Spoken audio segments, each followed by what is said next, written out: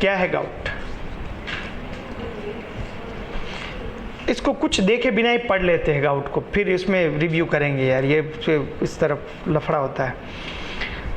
देखिए प्यूरिन जो है, प्यूरिन की मेटाबॉलिज्म होती है, ओके तो वो जैसे ही मेटाबोलाइज होता जाता है तो उसमें जेंथिन ऑक्सीडेज नाम का एक एंजाइम है जो प्यूरिन को मेटाबोलाइज करके उसमें से यूरिक एसिड बनाता है।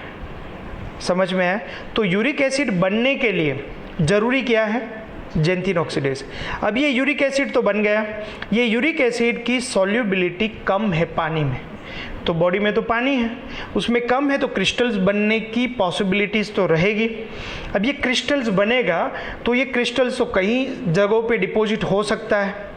अब देखिए जॉइंट्स में डिपॉजिट होगा तो जॉइंट में इन्फ्लेमेशन करेगा, आँख में डिपॉजिट होगा तो आँख में करेगा, ब्लड वेसल्स में होगा तो वहाँ पे करेगा, किडनी में होगा तो वहाँ करेगा। तो ये बहुत ज़्यादा जगहों पे इस टाइप के प्रॉब्लम्स कोज कर सकता है। ओके दूसरी चीज़, जैसे यूरिक एसिड की प्रोडक्शन नॉर्मल इंडिविजुअल में एक रेट से होती होगी, हाइपोथेटिकली मान लीजिए कि रोज अगर 5 ग्राम यूरिक एसिड बनता है तो 5 ग्राम निकल जाता है, 4 ग्राम निकल जाता है तो प्लाज्मा कॉन्सेंट्रेशन 1 मिलीग्राम रहेगी नॉर्मल, आप भी हैप्पी, आपकी किडनी भी हैप्पी, बोन भी हैप्पी, सब कुछ रेडी।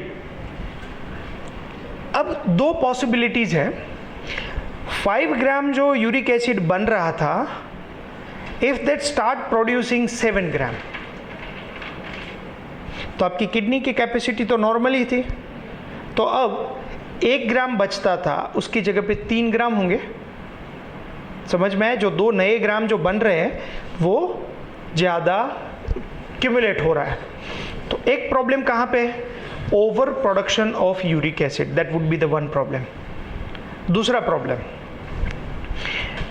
बन तो उतना ही रहा है जितना निकल रहा था, वहाँ पे कुछ प्रॉब्लम होके ब्रेक हो रही है, मतलब 4 मिलीग्राम जो डेली निकल रहा था उसकी जगह पे अभी 3 मिलीग्राम ही निकल रहा है, मतलब किडनी की कैपेसिटी 3 मिलीग्राम को ही निकालने की हो गई है।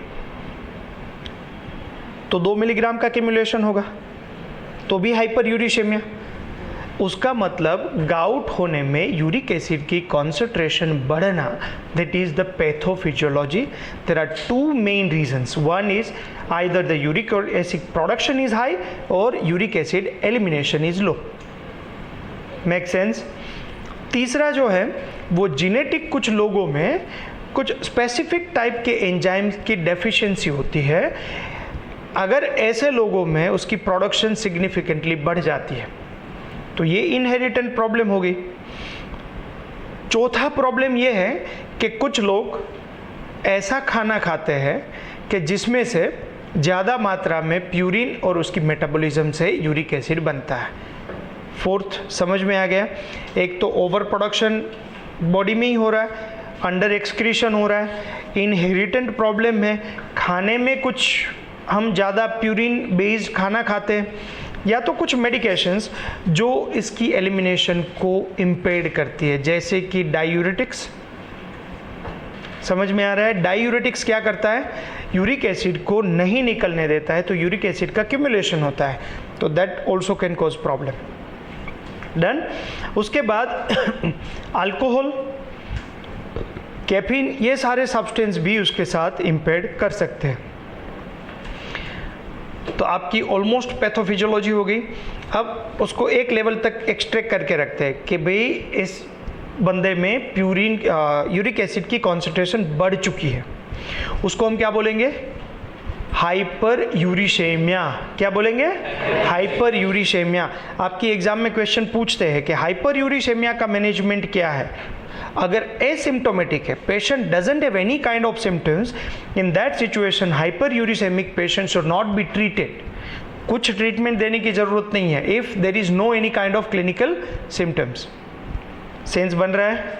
Okay, if the patient has a symptoms then we can treat in 2 different ways, और हम उसको 2 अलग अलग टाइप से बोल सकते हैं। एक तो एक्यूट मैनेजमेंट, मतलब आज पेन चालू हो गया है और ज़बरदस्त पेन हो रहा है तो उसको मैनेज करना है, और दूसरा पेन ना हो इसके लिए क्रोनिक मैनेजमेंट। तो 2 मैनेजमेंट के टाइप समझ में आ गए, acute and chronic management. Okay, अब एक थर्ड बहुत बड़ा कॉन्सेप्ट आपको समझा दूं कि क्या हो रहा है। मान लीजिए कि किसी को कैंसर है। ओके, तो कैंसर में तो बहुत सारे सेल्स बन गए शरीर में। वो सिचुएशन में हमने यहाँ से उसको मेडिकेशन दी, एंटी कैंसर मेडिकेशन, तो वो सेल को किल करेगी, बराबर। अब सेल मरेंगे, टूटेंगे, तो उसका डेब्रीज क्या होगा? प्यूरिन, पिरिमिडिन होगा। तो उसका मेटाबॉलिज्म होके क्या बनेगा? प्यूरिन बनेगा, सॉरी, उससे यूरिक एसिड बनेगा। अब इतने सारे मात्रा में यूरिक एसिड अगर आपके शरीर में आ गया तो शरीर उसको हैंडल कर पाएगा, क्योंकि उसकी एक तो सॉल्युबिलिटी कम है। सॉल्युबिलिटी कम है तो वो जल्दी से क्या हो जाएगा? क्रिस्टल फॉर्म बनाना चालू करेगा, तो पूरे शरीर में क्रिस्टल्स डिपॉजिट होना चालू होगा और पेशेंट को प्रॉब्लम, सीवियर प्रॉब्लम हो सकती है। इसको बोलते हैं ट्यूमर लाइसिस सिंड्रोम। क्या बोलते हैं? Tumour lysis syndrome. इसीलिए एक लेवल से ज़्यादा मेडिकेशंस नहीं देना चाहिए।